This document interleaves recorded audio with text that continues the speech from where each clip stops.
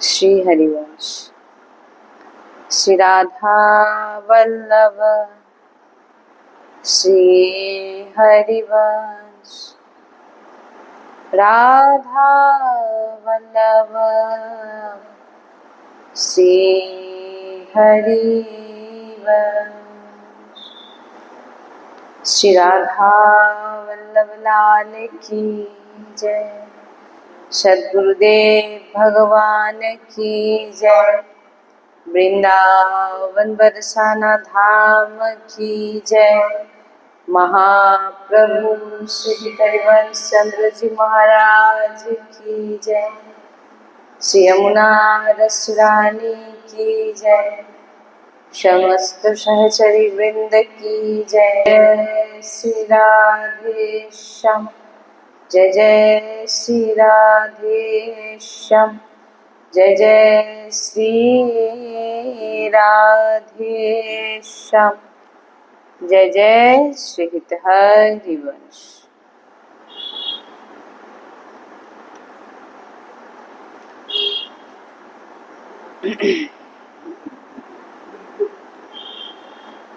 শ্রেষ্ঠ ধর্ম কি?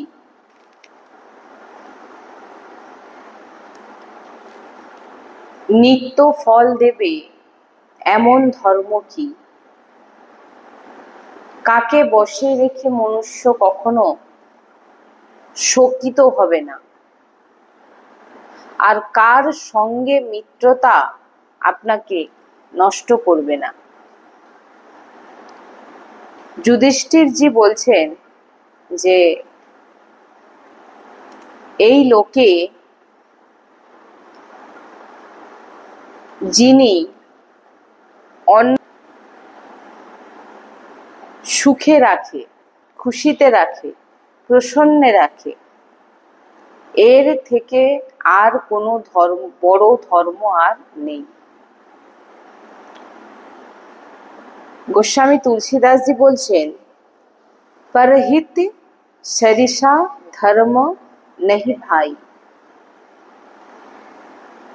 এর থেকে বড় আর কোনো ধর্ম নেই। অন্যকে সুখ দেওয়া,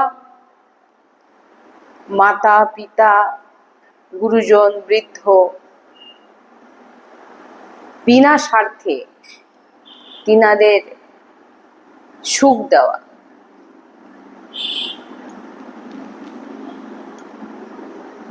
আমাদের মলিন বুদ্ধি ভাবে যে কোনো বৃদ্ধ মাতা পিতা ইনাদের সেবা করে কি লাভ? কেউ দেখছেও না যে আমি সেবা করছি, কেউ প্রশংসাও করছে না, তেমন সেবা করে লাভ কি? কিন্তু এখানে যেটা বলছেন যুধিষ্ঠিরজি বলছেন যে সব থেকে বড় ধর্ম কি? সব থেকে বড় ধর্ম যুধিষ্ঠিরজি, গোস্বামী তুলসীদাসজি বলছেন যে পরহিত,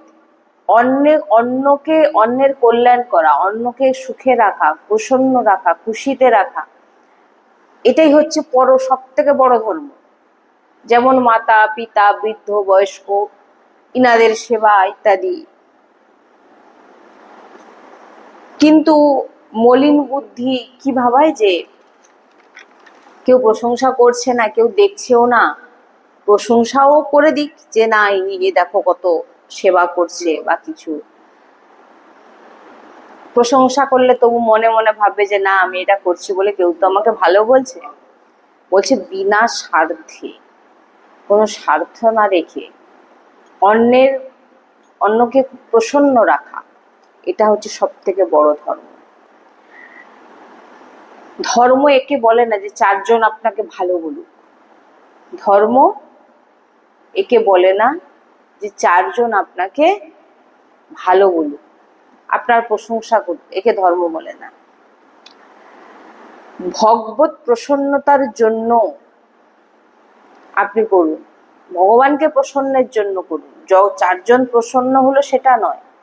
আপনি চারজন আপনার প্রশংসা করলে এর জন্য আপনি করছেন না, আপনি ভগবানকে প্রসন্নের জন্য কাজ করুন বিনা স্বার্থে। যেমন আপনাকে অন্যের সেবা করতে বলা হচ্ছে, বিনা স্বার্থে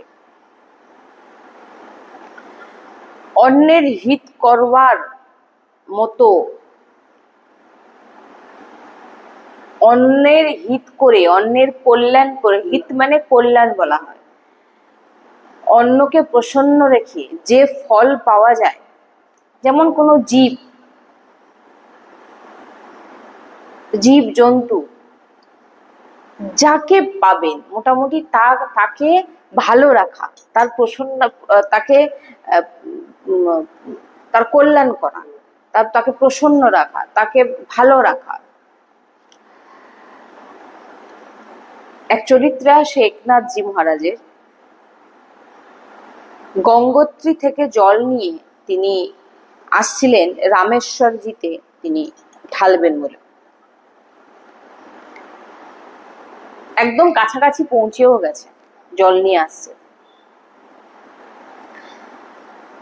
তো পৌঁছানো মাত্রই তিনি দেখলেন যে একটি গাধা মাটিতে মানে পিপাসিত হয়ে জিভ বার করে পড়ে আছে, ছটপট করছে, হাত পা ছটকাচ্ছে, আর মানে তার অবস্থা খুব খারাপ, জিভ বাইরে বেরিয়ে আছে পিপাসিত, প্রায় মৃত্যুর দিকে এগোচ্ছে।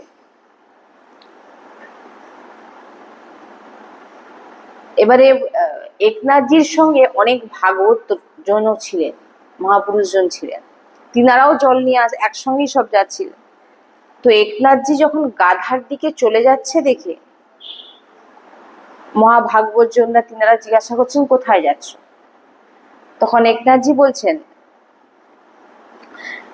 আমি এই যে এইভাবে যে একটা জীব কষ্ট পাচ্ছে আমি দেখতে পাচ্ছি না, আমি জানি সে জলের জন্য কষ্ট পাচ্ছে, আমি এই যে জল গঙ্গোত্রী থেকে নিয়ে সেই জল আমি গাধাকেই পান করাবো। ভাগবতজনরা বললেন, এত দূর থেকে পায়ে হেঁটে তুমি জল নিয়ে আসলে, এনে তুমি কাছাকাছিও এসে গেছো আর একটু। তখন তিনি একনাথজি বলছেন, আমি আর এক পাও কোথাও এগোবো না, আমি এই গাধাকেই।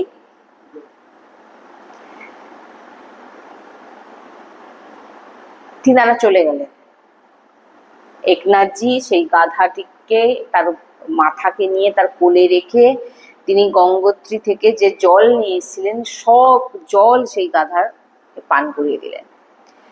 পান করানো মাত্রই সেখানে কোনো পশু গাধা বলে কেউ ছিল না, সেখানে সাক্ষাৎ বিশ্বেশ্বর ভগবান বিশ্বনাথ শিব তিনি সাক্ষাৎ প্রকট হয়ে গেলেন।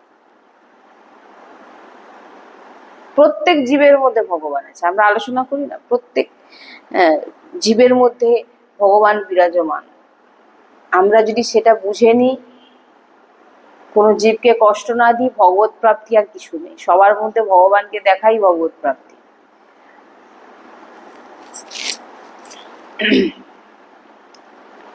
যদি আপনার হৃদয়ে অন্যকে সুখ দেওয়ার ভাবনা এসে যায়, অন্য কাউকে ভালো রাখা, অন্য কাউকে খুশি রাখা, কিন্তু আপনি যদি নিজের মধ্যে দেখেন আপনি কোথাও না কোথাও কারোর কাছ থেকে কিছু পেতে চান, তবেই আপনি তাকে খুশি রাখার চেষ্টা করছেন, বিনা স্বার্থে আপনি কারোর সঙ্গে করছেন না। কিন্তু এখানে যেটা বলছেন যুধিষ্ঠিরজি, যে বিনা স্বার্থে যদি কেউ কারোর কল্যাণের জন্যে কল্যাণ করে, তাকে প্রসন্ন রাখার চেষ্টা করে, তাকে সুখী রাখার চেষ্টা করে, এর থেকে বড় ধর্ম আর কিছু হয় না।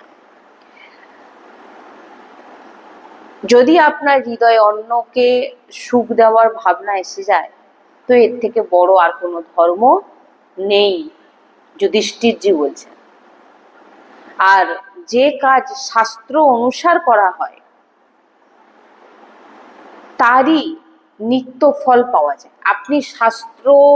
আপনি ভালোই ভক্তের বেশ ধারণ করেছেন, শাস্ত্র বিরুদ্ধ আচরণ করছেন, আপনি কিন্তু কোনো ফল পাবেন না।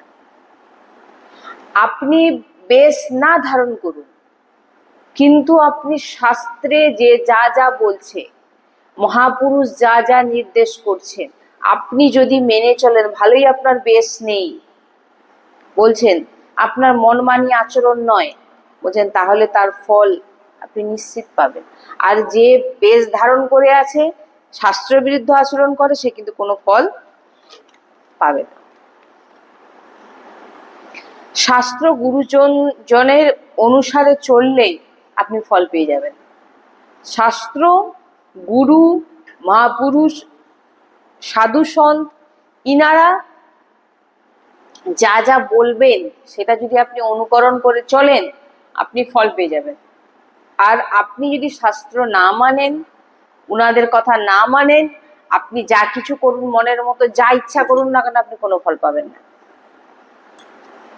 ভালোই তিনাদের বলা 5টা কথার মধ্যে আপনি একটা মেনে চলছেন, তাতেই আপনার লাভ হয়ে যাবে। শোক, প্রথমেই প্রশ্নে বলছেন যে শোক কার হয়? বলছেন তারই শোক হয় না যে মনের চালকে বুঝে নিয়েছে। যে মনের চাল, মন আপনাকে অনেক রকম ভাবে আপনাকে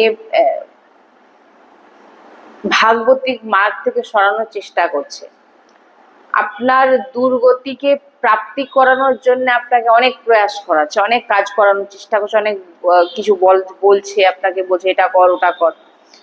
আপনি মনের দিকে দৃষ্টি দিয়ে আপনি বিচার করুন যে মন আপনার মানে আমি যেটা ভাবছি বা আমাকে মন যেটা ভাবাচ্ছে এটা কি ঠিক। যদি দেখছেন যে শাস্ত্রের বিরুদ্ধে আপনাকে মন কিছু বলছে, যে না একে দুটো গালাগালি করে দিই, না ও মানে আপনি মনের মতো যদি চলার চেষ্টা করেন, তাহলে আপনার ভিতরে শোক জন্মাবে, ভয় জন্মাবে। আর যদি আপনি মনের মতো আচরণ না করেন, মন যেটা বলছে না মানবো না, আমি শাস্ত্রের কথা মানবো, সাধু সন্ত ইনারা যে নির্দেশ করছেন তিনার কথা মানবো, আমি মনের কথা মানবো না, তাহলে কিন্তু আপনার ভিতর থেকে শোক এগুলো সমস্ত কিছু দূর হয়ে যাবে, ভয় এগুলো দূর হয়ে যাবে। ওই ব্যক্তি কখনো শোককে প্রাপ্তি করে না যে মনের অনুসারে চলে না, কখনো তার ভিতরে সে শোককে প্রাপ্তি করে না, শোক প্রাপ্তি হয় না। কার? যে মনের অনুসারে চলে না। কার অনুসারে চলে? শাস্ত্র, সন্ত, ইনাদের গুরু, ইনাদের আদেশে চলে, মনের মতো চলে না।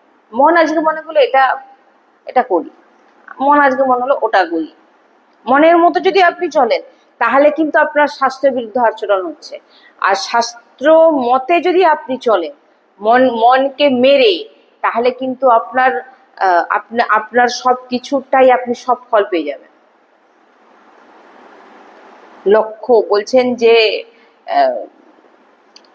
এই শোক মনের অনুসারে যারা চলে, সে শোক প্রাপ্তি করে।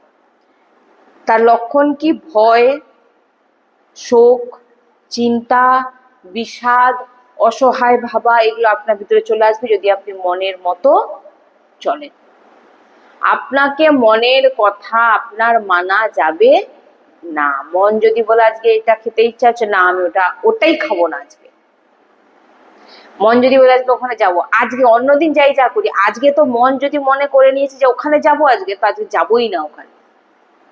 এগুলো তো শাস্ত্র না শ্রবণ করলে, সন্তগুরুর সামনে না বসে শ্রবণ করলে এমন মানে পাওয়ার, এমন শক্তি আসাও দুর্লভ। আপনি মনের সঙ্গে লড়াই করছেন, যুদ্ধ আপনি কার সঙ্গে করছেন? আগে ভিতরের যুদ্ধ, তারপরে বাইরের লোকের সঙ্গে যুদ্ধ করে আপনি জিতে যাবেন, কিন্তু ভিতরে যে বসে আছে লোক, তার সঙ্গে যুদ্ধ করা মহা কঠিন। আর এ করতে পারে কে? যারা শাস্ত্র আর সন্ত মহাপুরুষের চরণাশ্রয় হয়েছে এবং শাস্ত্র সন্ত মহাপুরুষের আজ্ঞা মেনে চলে, তারাই পারে। শাস্ত্রের বাণী মেনে চলছে। শাস্ত্র বিরুদ্ধ আচরণ যারা করে, তাদের হৃদয় এগুলো থাকবেই থাকবে, ভয় থাকবে, শোক থাকবে, অসহায়তা, বিষাদ এগুলো থাকবে, চিন্তা। যতই ওষুধ আপনি খেয়ে নিন, এই শোক বিষাদকে আপনি দূর করতে পারবেন না। যদি আপনি মনের ওপর দৃষ্টি রাখেন যে এটা ঠিক নয়, এটা আমার করা উচিত নয়, বলছে তো আপনার ভিতরে কখনো শোক থাকবে না। ধর্মে চলছো, ধর্ম আপনাকে বল দেবে। আপনি যদি মনমানি আচরণ না করে আপনি যদি ধর্মকে ধর্মের মতো আচরণ করে চলেন, ধর্ম আপনাকে রক্ষা করবে, একদম নিশ্চিত। সাধু সন্তজনদের সঙ্গে মিত্রতা যদি করেন, এটা কখনো সাংসারিক ব্যক্তির সঙ্গে আপনি মিত্রতা করবেন। এখানে যুধিষ্ঠির কাছে যে প্রশ্ন করছেন, যুধিষ্ঠির যে উত্তর দিচ্ছেন, এখানে প্রশ্নের প্রথমেই বলছেন ধর্মের শ্রেষ্ঠ ধর্ম কি? শ্রেষ্ঠ ধর্ম হচ্ছে অন্যকে প্রসন্ন রাখা, অন্যের কল্যাণ করা। আর কাকে বসে রেখে মনুষ্য কখনো সুখে থাকে না? মনকে। মনকে যদি আপনি বসে রেখে দেন, আপনি কখনো শোক আপনার ভিতরে থাকবে না। আর কার সঙ্গে মিত্রতা আপনাকে নষ্ট করবে না? মিত্র আপনাকে নষ্ট করে দেবে। এমন কার সঙ্গে আপনি মিত্রতা করবেন যে আপনাকে নষ্ট করবে না? সেটা এখানে বলছেন যে সাধু সন্তদের সঙ্গে মিত্রতা যদি হয়, তাহলে কখনো সেটা ব্যর্থ হবে না। আর সেটা কোনোদিন, হ্যাঁ শোক তো, হ্যাঁ এই সমস্ত, আপনি কোনোদিন নষ্ট হবেন না। যুধিষ্ঠিরজি বলছেন সন্ত জনের সঙ্গে মিত্রতা যদি করেন, আপনি বেঁচে যাবেন। কোন বস্তু ত্যাগ করে মনুষ্য সবের প্রিয় হয়। এবারে আবার প্রশ্ন জিজ্ঞাসা করছেন যে কোন বস্তু ত্যাগ করে মনুষ্য সবার প্রিয় হয়? কোন বস্তু ত্যাগ করে মনুষ্য সবার কাছে প্রিয় হয়? কাকে ত্যাগ করলে ধনবান হওয়া যায় আর সুখী হওয়া যায়? যুধিষ্ঠিরজি তখন বলছেন যে নিজের প্রশংসা মানের ত্যাগ করে। কি ত্যাগ করতে বলা হচ্ছে? সাধু সন্ত কাকে বলে? যার মধ্যে প্রশংসার শোনার কোনো ইচ্ছে নেই, যার মধ্যে মান প্রতিষ্ঠার কোনো ইচ্ছে নেই, একেই ত্যাগ বলে। নাহলে আপনি দেখুন আপনার মধ্যে কোথাও না কোথাও কিছু করছেন বলে আপনার কোথাও না কোথাও অহংকার আছে, প্রশংসা শোনার ইচ্ছে আছে, মান প্রতিষ্ঠার ইচ্ছে আছে। বলছেন তাহলে আপনি যতই বেশ ধারণ করুন, আপনি কিন্তু ত্যাগী কখনোই নয়। সে পুরো সংসারের প্রিয় হয়ে যায় যে প্রশংসা ও মানের ত্যাগ করে দেয়। আপনি দেখুন কোথাও না কোথাও কোনো কিছু করে আপনি কারোর মুখ থেকে ভালো শোনার আপনার ইচ্ছে জাগ্রত হচ্ছে। দেখুন আমি এটা করছি, আমাকে কেউ ভালো বলুন। আমি এত মালা জব করি প্রত্যেক দিন, কাউকে শোনাচ্ছেন মানে কি? আপনি তার কাছ থেকে কিছু চাইছেন যে সে আমাকে ভালো বলুন। বলছেন এটাই এটা এটা এটা এটা কিন্তু ঠিক নয়, এটা ঠিক নয়। এটা আপনার মধ্যে যদি প্রশংসা, মান, প্রতিষ্ঠা এগুলো যদি আপনি ত্যাগ না করতে পারেন, কেউ আমাকে ভালো বলুক, এটা এই ভাবনা যদি ত্যাগ না করতে পারেন, বলছেন আপনি কখনো সংসারের প্রিয় হবেন না। যুধিষ্ঠির মহারাজ বলছেন প্রশংসা, মান এই জিনিসগুলো হচ্ছে অহংকারকে পুষ্ট করে। প্রশংসা মানে অহংকার পুষ্ট হয়ে যাচ্ছে। আর অহংকার এমন একটা জিনিস যে আপনাকে কখনো, ভগবান তো অহংকার কখনোই পছন্দ করে না। আর আপনিও দেখুন আপনার মধ্যে এই অহংকারটা আসছে নাকি যে আমি সারাদিন এত করি, সারাদিন এত মালা জপ করি, অমুক জায়গায় মন্দিরে যাই, আমাকে কেউ ভালো বলুক, আমার কাউকে শোনাচ্ছেন জানিস তো আমি মন্দিরে গিয়ে এত টাকা দান করেছি, এত আমি তো প্রত্যেক, মানে কি নিজেকে তার সামনে বড় প্রকট মানে ভাবানো যে আমি অনেক বড়। বলছেন এমন যদি ভাবনা আপনার ভিতর থাকে তো সংসারের কাছে আপনি কখনোই ভালো হতে পারবেন না। অহংকার থাকলে অন্যকে আপনি দুঃখ দিয়ে ফেলবেন। মানে অহংকার মানে আপনি অন্যকে শোনাচ্ছেন, হয়তো সে ব্যক্তি তেমন সামর্থ্য নেই কোনো দান করা, বা সে অতটাও করতে পারছে না আপনার মতো ভজন, নাম জপ ইত্যাদি, আপনি করছেন, তাকে শোনাচ্ছেন। তখন তার মনে মনে ভাবছে, সে মনে ভাবছে বাবা সে এত কিছু দান করছে, এত কিছু করছে, আমি কিছু করতে পারছি না। মানে কি আপনার অহংকার সামনের ব্যক্তিকে কি করছে? দুঃখী করে দিচ্ছে। বলছে আপনার বাণীর চেষ্টা, আপনার বলা বাণীতে কেউ দুঃখী হয়ে যাবে যদি আপনার মধ্যে অহংকার থাকে। আর মান প্রতিষ্ঠা সম্মান এইগুলো যদি আপনি ত্যাগ না করতে পারেন, আপনি সংসারের মানে আপনি কোনোদিনই ত্যাগী নয়। মেন ত্যাগ কাকে বলে? ত্যাগ কাকে বলে? আপনি বেশ ধারণ করে নিয়েছেন, আপনার ইচ্ছে কাম ভাবনা, কোন স্ত্রীকে দেখলে কাম ভাবনা জাগ্রত হলো, তাহলে আপনি ত্যাগী নয়। ভালোই আপনি বেশ ধারণ করুন। আপনি বেশ ধারণ করে আপনার সংসারের বস্তুর প্রতি লোভ, তাহলে কিন্তু আপনি ত্যাগী নয়। ত্যাগী কাকে বলে? ভিতর থেকে যে কোনো কিছু পাওয়ার আর ইচ্ছে থাকে না, স্বতাহা চলে যায়, ত্যাগ করতে হয় না, ত্যাগ স্বতাহা হয়, তাকেই ত্যাগী বলা হয়। সে গৃহস্থ হোক আর বিরক্ত হোক, এখানে কোনো ভেদ নেই। যদি মান, ত্যাগী, দৈন্য ভাব এসে যায়, সে সবার প্রিয় হয়ে যায়, দৈন্য হয়ে যায়, সবার থেকে নিজেকে নিচে দৈন্য, নিজ ভাবা, নিজের মান সম্মান এগুলো না, এগুলোকে ত্যাগ করা, বলছেন সেই সবার প্রিয় হয়। কাকে ত্যাগ করলে শোক হয় না? বলছেন যে কখনো কারোর প্রতি ক্রোধ করে না, ক্রোধ ত্যাগ করে দেয়, তার হৃদয়ে কখনো দুঃখ থাকে না। যুধিষ্ঠিরজি বলছেন তাহলে কাকে ত্যাগ করলে শোক হয় না? ক্রোধ।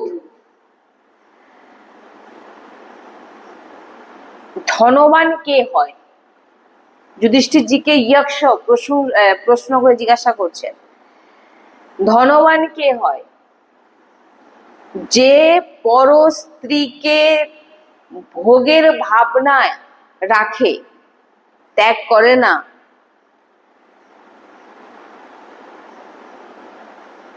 যে পর অন্যের স্ত্রী মা বোনকে ভোগের ভাবনা ত্যাগ করেন, বলছেন তার লক্ষ্মী সুরক্ষিত হয়ে যায়। মানে অন্য কোনো স্ত্রীকে দেখে তার ভোগের ইচ্ছে জাগ্রত হয় না, বলছেন তারই লক্ষ্মী সুরক্ষিত হয়, সেই ধনবান হয়।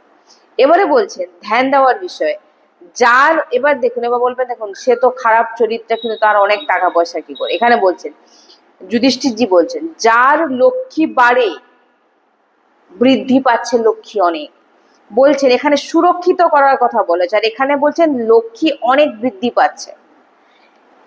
কি সে কিন্তু কুমার্কগামী, সে তার বেড়ে যাবে, অনেক অর্থ যা তার কুমার্কগামী, মানে এই দিয়ে দেবো, এই মদিরা পান করছে, এই অমুক জায়গায় যাচ্ছে, খারাপ খারাপ কাজ করছে, ব্যভিচার করছে, কিন্তু কি বলছে যার পর স্ত্রীর প্রতি কোনো খারাপ ভাবনা থাকে না, তার অর্থ সুরক্ষিত থাকে, ভালোই তার অল্প হোক, সুরক্ষিত থাকে, তার কোনো দুর্গতি হবে না। কিন্তু যার লক্ষ্মী অনেকটা ভাবছে না, আপনি মনে মনে করছেন এখানে কিন্তু সুরক্ষিতর কথা বলা হচ্ছে, আপনার যদি 5 টাকাও থাকে সেটা সুরক্ষিত থাকবে, আর সেটা খারাপ মানে আপনার ধর্ম বিরুদ্ধ আপনি আচরণ করছেন না, হ্যাঁ, আপনার সুরক্ষিত থাকবে, লক্ষ্মী সুরক্ষিত থাকবে, আপনার সঙ্গে থাকবে। আর যার হয়তো অনেক অর্থ আছে, তার ভিতরে কি বেড়ে যাবে? ব্যভিচার, মানে সে কুমারগামী হবে। কি গামী হবে না? মদিরা পান করবে, ব্যভিচার করবে, হ্যাঁ, পরস্ত্রীগামী হবে। হ্যাঁ, বলছেন তাদের কি হবে? সে ভালোই পয়সা দিয়ে অনেক কিছু কিনে নিতে পারবে, লক্ষ্মীকে দাসী করে রেখে দিয়েছে, কিন্তু হ্যাঁ, কিন্তু তার কিন্তু দুর্গতি কিন্তু একেবারে পাক্কা, কারণ সে ধনকে দাসী রূপে রেখেছে, মানে লক্ষ্মীকে দাসী রূপে রেখেছে। আর যিনি স্ত্রীকে সম্মান করছে, পরের মা বোনের উপরে ভোগ ভাবনা রাখে না, খারাপ ভাবনা রাখে না, বলছেন তাদের স্ত্রী সুরক্ষিত থাকে এবং সন্তান রূপে স্ত্রী থাকে, ধীরে ধীরে সে বাড়ে এবং সুরক্ষিত থাকে। ঘরের মেয়েকে লোক কিরকম রাখে? সুরক্ষিত রাখে না, লক্ষ্মীকে সুরক্ষিত, নিজের ঘরের আমি একটা ব্রজে এক সন্তের শুনতে শুনেছিলাম যে লক্ষ্মীকে কেমন ভাবে ব্যবহার করা উচিত, অর্থাৎ ধনকে, বলছেন লক্ষ্মীকে মেয়ে ভাবো, ঘরের মেয়ে ভাবো, যাকে ছোট থেকে বড় করো। এবারে মেয়েকে কি করতে হয়? বিয়ে দিতে হয়। এবারে বড় করার পর যখন ধন অনেক বেড়ে গেল, এবার ওই ধনকে আপনি কি কি কাজে লাগাবেন? না নারায়ণের সঙ্গে আপনার লক্ষ্মীকে বিয়ে দেবেন, নারায়ণের সঙ্গে মানে ভাগবত কথা করানো, সৎসঙ্গ করানো, কোথাও দান করা, এইগুলোকে বলা হচ্ছে। হ্যাঁ, এই প্রসঙ্গ বলেছি, আমি তো বলেই থাকি এগুলো, যে নারায়ণের সঙ্গে বিয়ে দেওয়া। এই নয় যে লক্ষ্মী তো আমার দাসী, তাহলে তো ভগবান, যদি আপনি ভগবানের যিনি চরণ সেবা করে,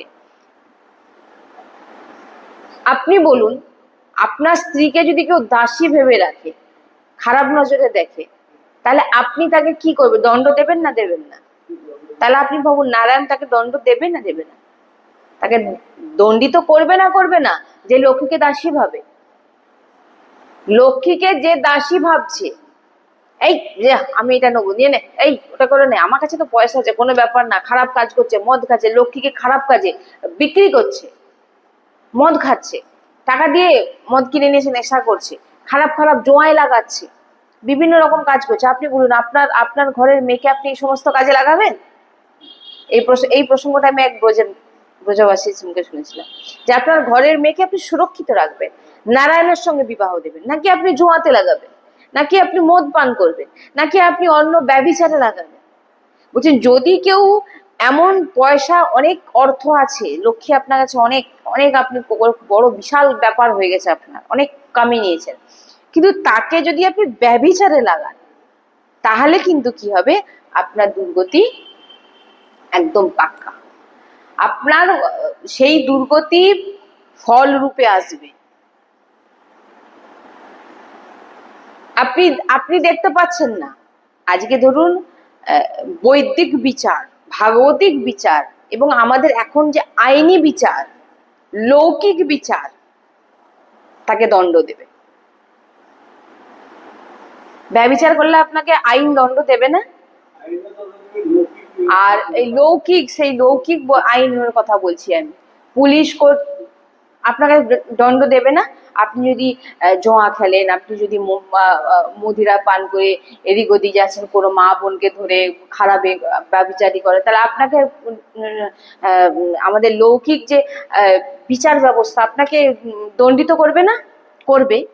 আর শুধু লৌকিক নয়, বলছেন বৈদিক ভাগবতিক যে বিচার, সেটাকেও আপনাকে ভোগ করতে হবে। সেটা কখন? সেটা যখন তখন আসতে পারে। এটা তো তৎক্ষণাৎ আপনাকে দিয়ে দেওয়া হচ্ছে, কিন্তু ভাগবতিক যে বিচার আপনার উপরে হবে, এই যে আপনি লক্ষ্মীকে খারাপ কাজে লাগাচ্ছেন, এটা সেটা করছেন, এর ফল রূপে আপনাকে যে দণ্ড দেওয়া হবে, তার কোনো টাইম ফিক্সড নেই, সে যে কোনো সময় হতে পারে। কেমন আসবে না, হয়তো আপনি এমন জায়গায় একটা ফেঁসে যাবেন, এমন আপনাকে ফাঁসিয়ে দেওয়া হবে যেখানে আপনার কোনো দোষ নেই, আপনার কোনো দোষ নেই, আপনি কিছু করেননি, কিন্তু আপনার যে সেই যে বিচার বাকি আছে, সেই বিচারের জন্য আজকে এখন আপনি কোনো দোষ করেননি, কিন্তু করেছিলেন, তার ফল আপনাকে এখন দেওয়া হবে। আপনি কিছু করেন, আপনি চিৎকার করছেন, আমি দোষ করিনি, আমি অন্যায় করিনি, আমি কিছু করিনি, আপনি অন্যায় ভাবে আমার উপরে অত্যাচার করা হচ্ছে, আপনি বলছেন সামনে, কিন্তু চিৎকার করছেন, আমি কিছু করিনি, এই ভুল আমি করিনি। সামনের ব্যক্তি হয়তো জানে না যে আপনি যে কাজ করেছেন সেটা লৌকিক ব্যক্তিরা হয়তো দেখতে পাচ্ছেন না, বা আপনি দেখতে পাননি, কিন্তু ভাগবতিক যে লিস্টে সেটা কিন্তু লেখা হয়ে আছে। এবং যেমন সরকারি দপ্তরে জমা থাকে না, ওরকম ভাগবতিক দপ্তরও, সরকারি দপ্তরে কি হয়, কাগজের উপর কাগজ জমা থাকে, একটু কাজ দেরি করে হয়, কিন্তু পারফেক্ট কাজ হয়। যে কোনো সরকারি কাজ বলুন, একটু দেরি হয় কিন্তু পারফেক্ট হয়ে গেল, স্ট্যাম্প পড়ে গেল, মানে একদম। ভাগবতিকও সেই রকম, একটু দেরি হয়। কেউ আপনাকে মানে একটা খুব ভালো, মানে আমরা সাধু সন্তের মুখে শুনেছি, আপনি ভগবানের চর্চা করেন, আপনি ভাগবতিক মার্গে চলছেন, আপনার উপর কেউ অত্যাচার করলো, আপনাকে কেউ গালাগালি দিল, আপনাকে কেউ খারাপ করলো, আপনাকে কেউ ক্ষতি করলো, বলছেন আপনি কিছু বলবেন না। বলে ওই যে আগেকার সময় জানেন তো, আটাকে এই যে ঘুরিয়ে পিষে আটা তৈরি করা, ওকে কি বলে? হ্যাঁ, বলছেন ওই এমন ভাবে পিষবে না, এমন ভাবে পেশা হবে যে একেবারে পিষে যাবে। ভগবানের পেশা আলাদাই পেশা। ভগবান যখন চাকি ঘোরাবে না, সে চাকি অন্যরকম ঘোরাবে, সে স্ট্যাম্প অন্যরকমই মারবে যে আপনি আর কোথাকার লায়কই থাকবেন না। হ্যাঁ, ওই জন্য বলছেন যে ভক্ত সবসময় চুপ থাকো, তুমি উত্তর দিও না। হ্যাঁ, হয়তো যেটা তৎক্ষণাৎ আপনি চাইছিলেন যে আমাকে এরকম করেছে, আমার সঙ্গে এর বিচার হোক, হয়তো সঙ্গে সঙ্গে হবে না, অপেক্ষা করুন। যখন, কারণ অনেক খাতা জমা হয়ে আছে না, নিচ থেকে তো বেরোবে, বেরোলে যে স্ট্যাম্পটা পড়বে, সে স্ট্যাম্প যে সে কিভাবে ভোগ করবে সেটা তো আপনি তখন দেখতে পাবেন। ভগবানের দাসরা একেবারে নিশ্চিন্ত থাকে, কেন না তাকে কিছু করতে হয় না, তার মালিক করে। আর তার মালিকের বিচার এমন বিচার না, সে বিচারে তো আর কোনো, তাই তখন বলছে যে সে চিৎকার করে আমি ভুল করিনি, আমি ভুল করিনি। কিন্তু আপনি না বললে কি করে হবে? সেই যে করা, যে আপনার যে ব্যভিচার, সেই যে দুর্নীতি, সেগুলো কোথায় যাবে? আপনি চিৎকার করছেন, হ্যাঁ, বলছেন সেই ফল আপনাকে দেওয়া হবে। ভাগবতিক বিচারে 1 মিনিট ভুল দেখা হবে না। প্রত্যেকটা সেকেন্ড আপনি কি করছেন আপনাকে লক্ষ্য নজর রাখা হচ্ছে।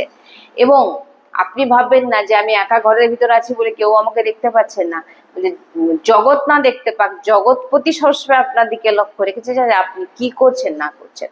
আর তার প্রত্যেকটা হিসাব খাতায় তোলা হচ্ছে, এবং তার প্রত্যেকটা হিসাবে লেখা আছে আপনি কতবার ভগবানের নাম নিয়েছেন আর আপনি কতবার ব্যভিচার করেছেন, সবকিছু লেখা আছে। আর সেই অনুযায়ী আপনাকে ফলও দেওয়া হবে। তাই আজ আপনি ভুল করেননি, কিন্তু সেই ভুলের পরিণাম আপনাকে দেওয়া হচ্ছে।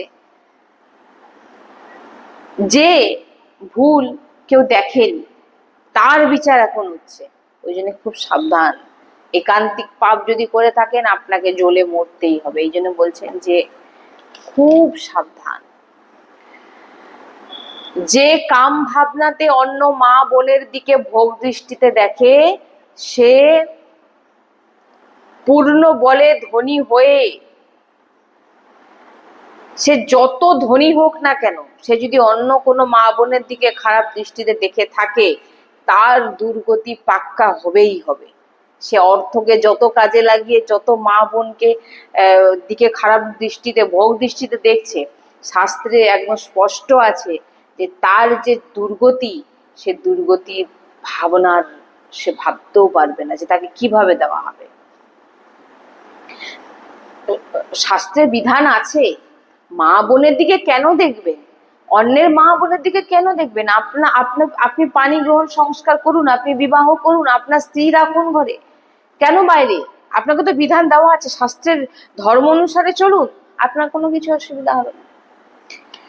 তাই সুখী সেই যে লোভের ত্যাগ করে ধর্মপূর্বক ধন কামায়, সুখী সেই হয়। দেখবেন কোটি কোটি টাকার মালিক, কিন্তু তার জীবনে শান্তি নেই। ঘরে এসির মধ্যে শুয়ে দেখো ডিপ্রেশনে ভুগছে, ঘুমের ওষুধ খাচ্ছে ইত্যাদি। কেন না তার যে দুর্গতির পরিণাম, তার যে সে ব্যভিচার করেছে তার পরিণাম তাকে দেওয়া হচ্ছে। ভালোই টাকা থাকতে পারে, অর্থ থাকলে যদি সবাই সুখী হয়ে যেত তাহলে তো আর কোনো ব্যাপারই ছিল না। সুখী কে হয় না, যুধিষ্ঠিরজি বলছেন সেই সুখী হয় যে লোভের ত্যাগ করে ধর্মপূর্বক ধন কামায়। ওই ধন তাকে সুখ প্রদান করে।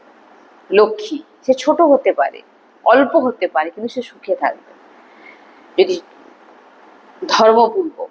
যুধিষ্ঠিরজি উত্তর দিচ্ছেন যে অসাধু কাকে বলে। যুধিষ্ঠিরজি বলছেন, উত্তর দিচ্ছেন যুধিষ্ঠিরজি যে ক্রোধ করা, নিজের নাশ করা। সাধু কখনো ক্রোধ করে না, আর যে ক্রোধ করে থাকে তাকে কখনো সাধু ভাববেন না। তিলক সেবা করেছেন, বস্ত্র লাল হলুদ পরে নিয়েছেন, কিন্তু আপনার সঙ্গে কথা বললে, একটা কথা বললে যেন আপনি ঝাঁপ দিয়ে উঠে পড়বেন ক্রোধ করে। বলছেন যে এটা হচ্ছে সাধুর লক্ষণ নয়। যুধিষ্ঠিরজি বলছেন কামনা পূর্ণ না হলে ক্রোধ আসবে। ক্রোধ হলো মনুষ্যের সব থেকে বড় শত্রু। যে আপনি একটা জিনিস চিন্তা করুন, যে যখন মানুষের ক্রোধ আসে, প্রথম তো সে তার নিজের হাই ব্লাড প্রেশারকে সে বাড়িয়ে দেয়, নিজের ক্ষতিটা আগে সে করে, তারপর অপরকে বলে তো যা হওয়ার হয়। ক্রোধ মানে খুব খারাপ। তাই সাধুকে যে সবের মঙ্গল নিশ্চয় করে, সবের মঙ্গল চায়, সেই সাধু। কিভাবে সবাই সুখী থাকবে, কিভাবে সবার হিত হবে, কিভাবে সবাই নিষ্পাপ হবে, কিভাবে, এটা দেখে না যে সে আমাকে কি বললো, গালাগালি করলো, মন্ড বললো, এটা দেখে না। সাধুর চরিত্র কি না, সাধু সবসময় সবাইকে খুশি রাখবে, নিষ্পাপ করার চেষ্টা করবে, ভগবদানন্দে ডোবানোর চেষ্টা করবে, একেই সাধু বলে। অসাধুকে যার মধ্যে দয়া নেই, অন্যকে দুঃখ দেয়, অন্যের কাছ থেকে সুখ নেবার ভাবনা রাখে, তাকে বলা হয় অসাধু। যক্ষ জিজ্ঞাসা করছেন যুধিষ্ঠিরজিকে যে ঋষিগণ ধৈর্য কাকে বলে, জিজ্ঞাসা করছেন যে ধৈর্য কাকে বলে, পরম স্নান কি, ধৈর্য কাকে বলে আর পরম স্নান কি, যক্ষ যুধিষ্ঠিরজিকে জিজ্ঞাসা করছে। খুব সুন্দর মানে জানার এগুলো বিষয়। যে যুধিষ্ঠিরজি তখন বললেন যে নিজের গুরু প্রদত্ত ধর্মে, আমাকে গুরু যে ধর্ম দিয়েছে তাতে দৃঢ় থাকা, এদিক ওদিক না যাওয়া। যে নিজের গুরু প্রদত্ত ধর্মে স্থির থাকে, একদম দৃঢ় থাকে, তাকেই ঋষিগণ স্থিরতা বলেছে। আর ত্যাগের সান্নিধ্যে, ভোগের সান্নিধ্যে থেকেও যে ভোগকে না ভাবে, মানে অনেক ভোগ আছে কিন্তু সে ভোগ করার মতো তার তেমন ভাবনা নেই, বলে তাকেই ধৈর্য বলে। মন থেকে খারাপ, এবারে বলছেন পরম স্নান কি, মন থেকে খারাপ চিন্তা না করা, একেই পরম স্নান বলে। গায়ে এক বালতি জল ঢেলে নিলাম, যে আমি ভাবলাম পবিত্র, এগুলো সাথে আপনি বাহিরিক পবিত্র হতে পারেন, কিন্তু এখানে যুধিষ্ঠিরজি বলছেন পরম স্নান। যক্ষ প্রশ্ন করছেন যে পরম স্নান কাকে বলে, যুধিষ্ঠিরজিকে বলছেন। যুধিষ্ঠিরজি তখন বলছেন পরম স্নান হচ্ছে মন থেকে খারাপ চিন্তা না করা, কারোর প্রতি খারাপ চিন্তা না রাখা, খারাপ চিন্তা না করা। না হলে এক বালতি জল ঢেলেছেন, গঙ্গায় স্নান করে এসে বসে বসে অন্য কারো খারাপ চিন্তা করছেন, বলছেন আপনি যতই স্নান করুন না কেন আপনি কিন্তু নোংরা। কি বলছেন, বলছেন আপনি যদি খারাপ চিন্তা করে থাকেন আর গঙ্গায় স্নানও করে আসেন, গঙ্গায় স্নান করে এসে খারাপ চিন্তা করছেন বসে বসে, মন্দিরে বসে খারাপ চিন্তা করছেন, আপনি কিন্তু অপবিত্র, আপনি কিন্তু নোংরা। কেন না, মেন যে পবিত্রতার দরকার সেটা হচ্ছে আপনার চিন্তন। চিন্তন যদি পবিত্র না হয়, আপনি গায়ে যত জল ঢালুন আপনি কিন্তু পবিত্র নন। এটা যুধিষ্ঠিরজি বলছেন মন যদি ভাগবতিক চিন্তনে লাগে 2-3 দিন ভালোই আপনি স্নান না করুন। এখানে বলছেন যে বাইরে থেকে হয়তো আপনি নাই বা স্নান করলেন, কিন্তু আপনি ভগবতিক চিন্তনে ডুবে আছেন, আপনি যাকে স্পর্শ করে দেবেন সে পাবন হয়ে যাবে। আপনি যাকে স্পর্শ করে দেবেন সে পাবন হয়ে যাবে। তাই বলছেন যে পরম স্নান কাকে বলা হয়, নিজের চিন্তনকে দেখুন, খারাপ চিন্তা আসছে না ভালো চিন্তা আসছে, তাকেই পরম স্নান বলে। কারোর প্রাণের রক্ষা করা সব থেকে, এবার দান কি, কোন দান করা উচিত, বলছেন কারোর প্রাণের রক্ষা করা সব থেকে বড় দান। যক্ষ যুধিষ্ঠিরজিকে জিজ্ঞাসা করছেন পরম দান কি, না পরম দান হচ্ছে যে কারোর প্রাণের রক্ষা করা সব থেকে বড় দান। বলছেন 10-5 হাজার টাকা আপনি কাউকে দান করে দিলেন, পশু পাখিকে মেরে তাকে রান্না করে খাচ্ছেন, আর মন্দিরে গিয়ে 5,000 টাকা দান করে আসলেন, বলছে এতে কোনো আপনার কোনো কিছু কাজে লাগবে না, কোনো কিছু আপনার কাছে লাগবে না, আপনার দুর্গতি আর দুর্গতি। আপনি 5-10 হাজার টাকা দান করে আসলেন, আর জীবকে মেরে রান্না করে খাচ্ছেন, ভাবছেন আমার কল্যাণ হয়ে যাবে। আজকে ব্রত করে দিলাম, কালকে আবার জীবকে মেরে খেয়ে নিলাম, আপনি ভাববেন আমার কল্যাণ হয়ে যাবে। আপনার দুর্গতি পাক্কা। আপনি যত ব্রত করুন না যা করুন, এখানে যুধিষ্ঠিরজি বলছেন যে অন্য প্রাণ মানে অন্য কাউকে মেরে খেয়ে নেয়, তার দুর্গতি পাক্কা। সে ভালোই 5,000-10,000 দান করুক আর লাখ দান করুক। সব থেকে বড় দান হচ্ছে প্রাণ রক্ষা করা। ভাগবতিক শাস্ত্রের কিছু বিধান আছে, প্রত্যেক জীবের শাস্ত্রের বিধান অনুযায়ী সে দেখুন আহার করছে। একটি আপনি বাঘ, তার সামনে আপনি ফলমূল সবজি রেখে দিন, সে খাবে। তার বিধানে সেভাবে ভগবান তার বিধান করছে, সে ছিঁড়ে খাবে, সেভাবে তার বিধান, সে সেভাবেই খাবে। একটি হরিণকে দেখুন, সে ঘাস খাচ্ছে, পাতা খাচ্ছে, তার বিধানে সেটা আছে। আপনার জন্য কিছু বিধান রাখা হয়েছে। মনুষ্য বলছেন আপনি তো রাক্ষস নয় যে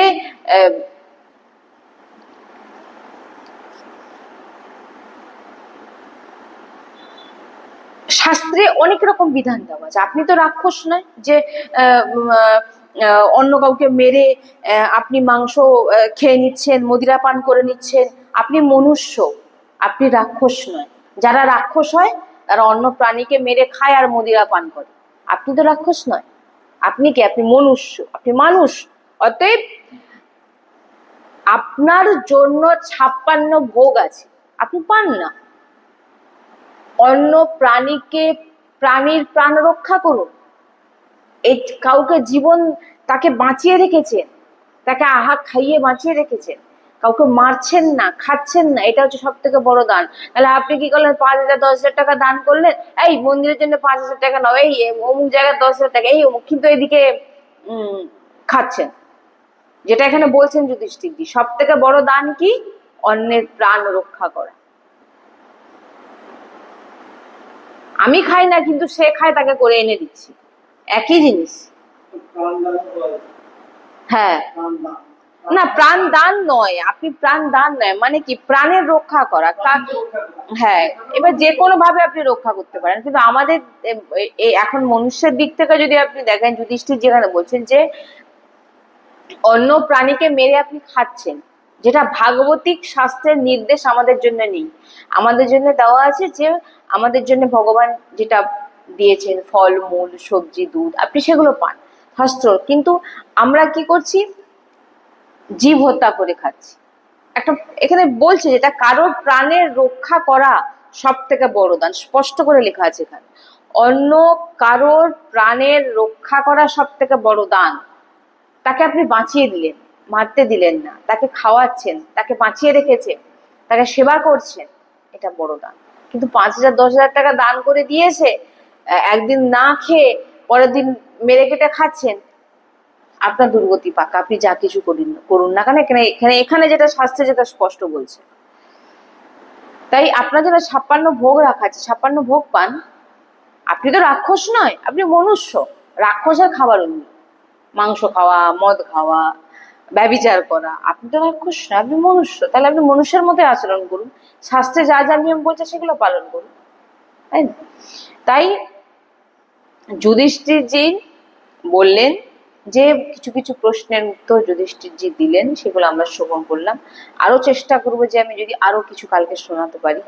যে তাহলে সব থেকে বড় যেটা আমার সব থেকে হৃদয় যেগুলো লেগেছে, সেটা হচ্ছে সব থেকে বড় হচ্ছে স্নান। কাকে বলা হয়? সব থেকে বড় স্নান। আপনি যে স্নান করছেন, পরম স্নান বলা হয়। নিজের ভিতরকে, চিন্তনকে পবিত্র করাকেই বলা হচ্ছে পরম স্নান। আর সব থেকে বড় দান প্রাণ দান। এগুলো যদি আমরা মেনে চলি, দেখুন আমরা এর মধ্যে যে যা যা বলছেন এগুলো আমরা কতটা পালন করতে পারি, যারা শুনছেন তারাই বুঝবেন যে আপনি কতটা। আচ্ছা, এখানে বিশ্রাম। শ্রী রাধা বল্লভ লাল কি জয়। শ্রী হরিবংশ।